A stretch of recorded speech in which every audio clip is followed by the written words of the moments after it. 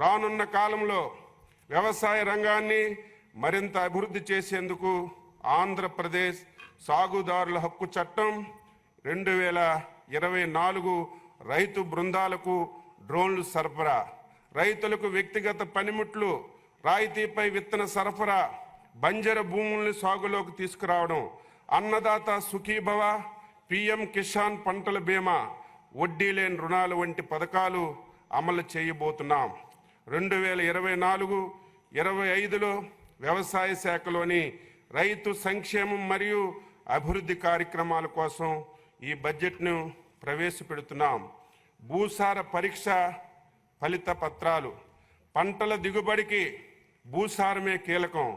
రైతు తన పొలంలో మట్టి సారం, పోషక లోపాలు తెలిస్తేనే ఏ కాలంలో ఏ పంట సాగు చేయాలో తెలుస్తుంది.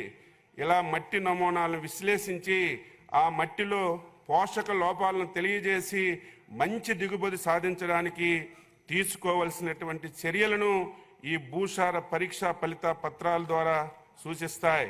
వీటికి ప్రాధాన్యతను గుర్తెరిగి తిరిగి మళ్ళీ ఈ సంవత్సరం యుద్ధ ప్రాతిపదికన ఎస్హెచ్ఈలు పంపిణీ చేయడానికి రాష్ట్ర ప్రభుత్వం విధానపరమైనటువంటి నిర్ణయం తీసుకుందని చెప్పి తెలియజేస్తున్నాను.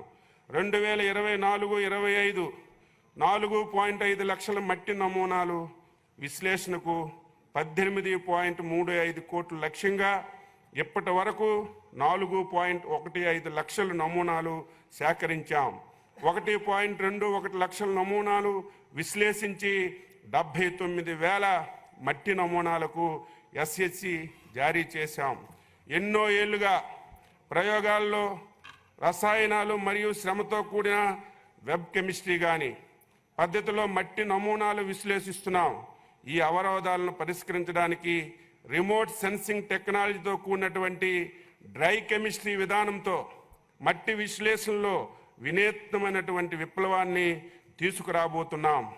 ఆల్ఫా స్పెక్ట్రోస్కోపీ వినియోగంతో కేవలం ఒకేసారి తీసి మట్టి నమూనాలను స్పెక్ట్రమ్ లైబ్రరీలో భద్రపరుస్తాం.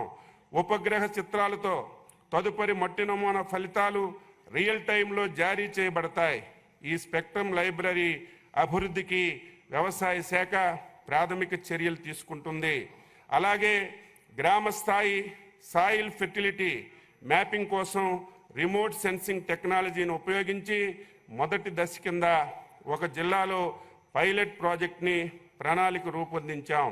ఎస్హెచ్సి కార్డుల ఆధారంగా రైతులకు అవసరమైనటువంటి సూక్ష్మ పోషకాలు, విత్తనాలు పంపిణీలో ఎటువంటి ఇబ్బందులు రాకుండా వ్యవసాయ శాఖ సన్నాహాలు చేస్తుంది. ఎస్హెచ్జి జారీ కోసం 2024-25 సంవత్సరంలో వార్షిక కార్యాచరణ ప్రణాళిక కింద 38.88 కోట్లు ప్రతిపాదించబడింది.